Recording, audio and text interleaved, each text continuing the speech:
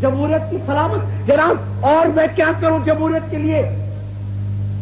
اور کون سی خدمات ہم جمہوریت کے لیے کر سکتے ہیں؟ کون کہتا ہے کہ جمہوریت کے وعدے ہم نے پورے نہ کیے؟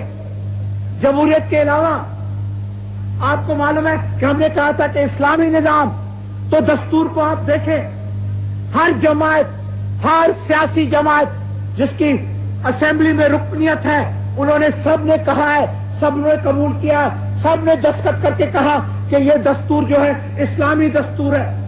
مشرقی پاکستان کی علیحدگی کے بعد سب سے بڑا چیلنج جو شہید ذوالفقار علی بھٹو اور ان کے رفقا اور گورنمنٹ کو تھا، وہ تھا ایک اس قسم کا آئین بنانا، اور اتنے کم عرصے میں بنانا کہ اس سے پہلے کہ پانی سر سے گزر جائے اس ملک کو مستحکم بنیادوں پر ایک code of conduct, code of life, legal code, organic code دیا جا سکے. تو یہ چیلنج انہوں نے قبول کیا اور بڑے ہی مشکل اور سنگین حالات میں کیا. بہت بڑا رقبہ پاکستان کا ہندوستان کے قبضے میں تھا، اور بہت بڑی تعداد جنگی قیدیوں کی ہندوستان کے پاس تھی، اور اندرونی اور بیرونی خطرات بڑے زبردست تھے. ان حالات میں سمجھتا ہوں کہ تاریخ میں اس بات کی مثال نہیں ملے گی کہ اتنے کم عرصے میں، ایک 1.5 سال کے عرصے میں انہوں نے 2 آئین ملک کو دیے.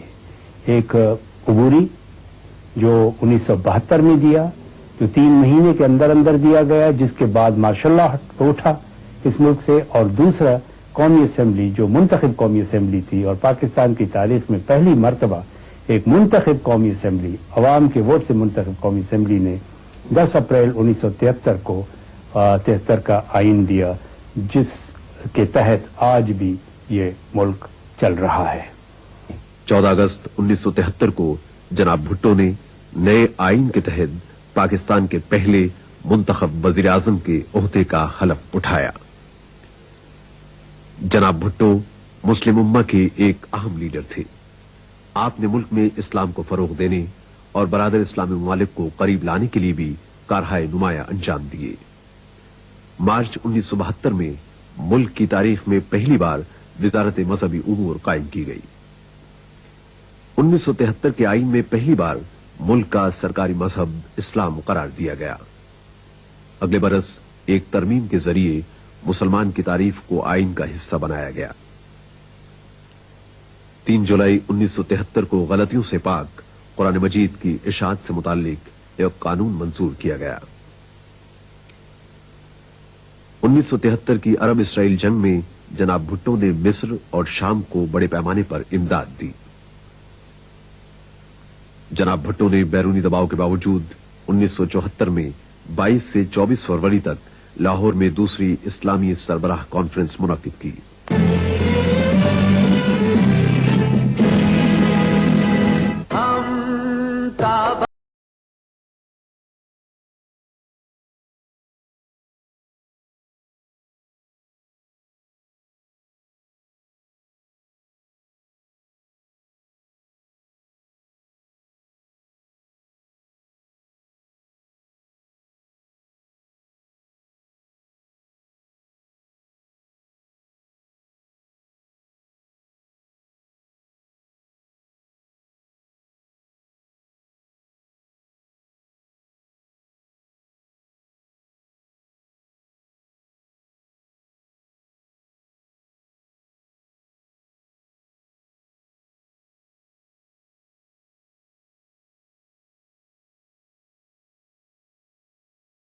سینتیس برادر اسلامی ممالک کے رہنما شریک ہوئے. اس کانفرنس کی میزبانی کی وجہ سے پاکستان مسلم دنیا سے بہت قریب ہو گیا. خصوصاً مصر اور لیبیا سے پاکستان کی دوستی میں اضافہ ہوا. تنظیم آزادی فلسطین کو فلسطین کی واحد نمائندہ تنظیم تسلیم کیا گیا. From its birth, from its inception, Islam has faced one challenge after another. Yes, there have been setbacks. There have been terrible setbacks.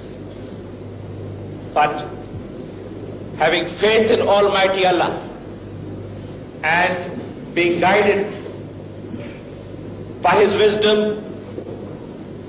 and by his holy scriptures, we can never lose confidence in ourselves, in our cause, and in our future. 7 सितंबर 1974 को जनाब भुट्टो की हुकूमत ने कादियानियों को अक़लियत करार देकर 90 साला पेचीदा और मुश्किल मसले को हल किया। माजी में जज्बाती अंदाज अपनाने की वजह से इस मसले की वजह से हजारों बेगुनाह अफराद जाँ बहक हुए। उसी रोज जनाब भुट्टो ने कौमी असेंबली से खिताब करते हुए कहा, यह फैसला पाकिस्तान के मुसलमानों के इरादे, ख्वाहिशात और उनके जज्बात की अक्कासी करता है। मैं ये नहीं चाहता कि फकत हुकूमत ही इस फैसले की तहसीन की मुस्तहिक करार पाए, और न ही मैं ये चाहता हूं कि कोई एक फर्द इस फैसले की तारीफ और तहसीन का हकदार बने। मेरा कहना यह है कि यह मुश्किल फैसला, बल्कि मेरी नाचीज राय में कई पहलुओं से बहुत ही मुश्किल फैसला जमहूरी इदारों और जमहूरी हुकूमत के बगैर नहीं किया जा सकता था। जनाब भुट्टो के अहद में पाकिस्तान को पूरी मुस्लिम उम्मत से जितनी ज्यादा कुर्बत हासिल रही वो किसी और दौर में देखने में नहीं आई। उन्होंने खलीजी रियासतों सऊदी अरब, मिस्र और लीबिया से गहरे ताल्लुकात कायम किए। सऊदी अरब और लीबिया ने पाकिस्तान को इक्तसादी इमदाद दी। 1976 में सऊदी अरब के फरमारवा शाह खालिद मरहूम पाकिस्तान के दौरे पर तशरीफ लाए।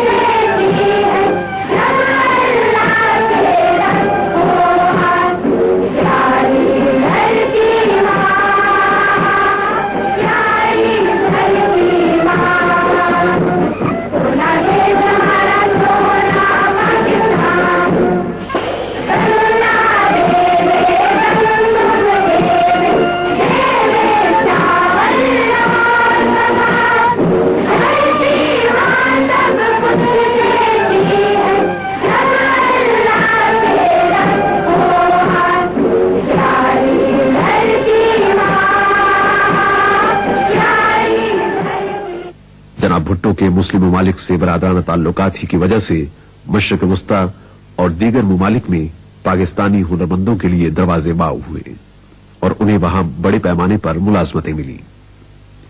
1974 में भारत ने जेर जमीन एटमी धमाका किया, आवाम में उसका शदीद रद्द-ए-अमल हुआ।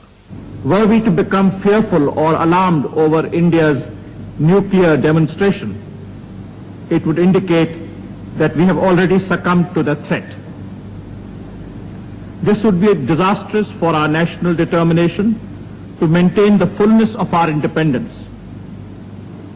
Let me make it clear that we are determined not to be intimidated by this threat. I give a solemn pledge to all my countrymen that we will never let Pakistan be a victim of nuclear blackmail. This means not only that we will never surrender our rights or claims because of India's nuclear status, but also that we will not be deflected from our policies by this fateful development.